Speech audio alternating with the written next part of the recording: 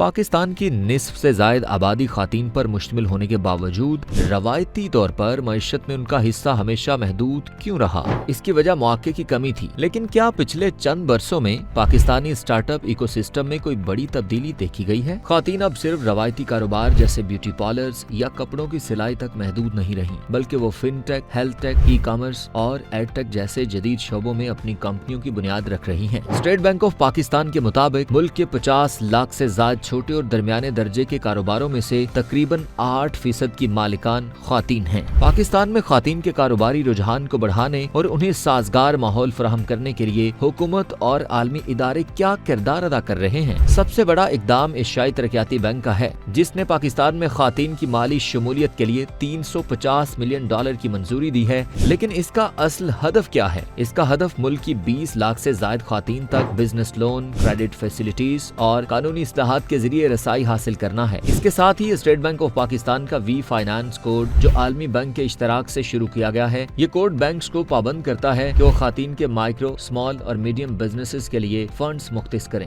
क्या इस सिलसिले में कोई और कौमी प्रोग्राम भी काम कर रहा है? बिल्कुल, पाकिस्तान सिंगल विंडो का खदीजा प्रोग्राम खातीन को डिजिटल तिजारती महारतें, मेंटरशिप और आलमी मार्केट तक रसाई फराहम करता है, जबकि स्टैंडर्ड चार्टर फाउंडेशन का women in tech accelerator program Pakistan भर की खातीन फाउंडर्स को ग्रांट्स और बिजनेस ट्रेनिंग फराहम कर रहा है ताकि वो अपने बिजनेस को तेजी से फैला सकें। खातीन के इन स्टार्टअप्स ने पाकिस्तान की लाखों खातीन के लिए रोजगार के कौन से नए दरवाजे खोले हैं? Visa HBL women digitalization index के मुताबिक खातीन के जेर इंतजाम चलने वाले स्मॉल बिजनेसेस की 51% आमदनी अब ऑनलाइन सेल से आती है। इसका फायदा ये हुआ कि दराज, फूड पैंडा, होम शेफ और social media, Facebook, Instagram shops की बदौलत लाखों खातीन घर बैठे बाइज्जत रोजगार कमा रही हैं। गैलप पाकिस्तान की हालिया लेबर फोर्स सर्वे के मुताबिक पाकिस्तान में खातीन की मुआशी सरगर्मियों में शिरकत की शरह 21.4% से बढ़कर 24.4% हो चुकी है। अगर हम कामयाबी की कहानियों की बात करें तो पाकिस्तान में विमेन स्टार्टअप्स की सबसे बड़ी और मुतासिर कुन मिसाल सेहत कहानी है, जिसकी बुनियाद 2 खातून डॉक्टर्स डॉक्टर सारा सईद खुरम और डॉक्टर इफ़त जफर गंडापुर ने रखी। सेहत कहानी ने एक डिजिटल हेल्थ प्लेटफॉर्म पर अब तक 7,000 से ज्यादा खातून डॉक्टर्स को अपने नेटवर्क में शामिल करके उन्हें घर बैठे ऑनलाइन रोजगार फराहम किया है, जो टेली मेडिसिन के जरिए मुल्क भर के लाखों मरीजों का इलाज कर रही हैं। क्या सेहत कहानी के अलावा भी कोई ऐसे कामयाब और बड़े स्टार्टअप्स मौजूद हैं जिन्होंने खातीन की मुआशी खुदमुख्तारी में हिस्सा डाला? जी हाँ, उनमें फाइनेंशियल टेक्नोलॉजी का मारूफ स्टार्टअप ओरान शामिल है, जिसकी बुनियाद हलीमा इकबाल और फरवा तपाल ने रखी और रवायती कमेटियों के निजाम को डिजिटलाइज करके हजारों खातीन को महफूज बचत और अपने छोटे कारोबार शुरू करने के लिए मालियाती आजादी फराहम की। इसी तरह शाजिया सैयद और महावश गजनवी का कायम करदा होम सर्विसेज स्टार्टअप घर बार एक मोबाइल ऐप के जरिए ब्यूटिशियंस के खदमात बराह रास्त कस्टमर्स के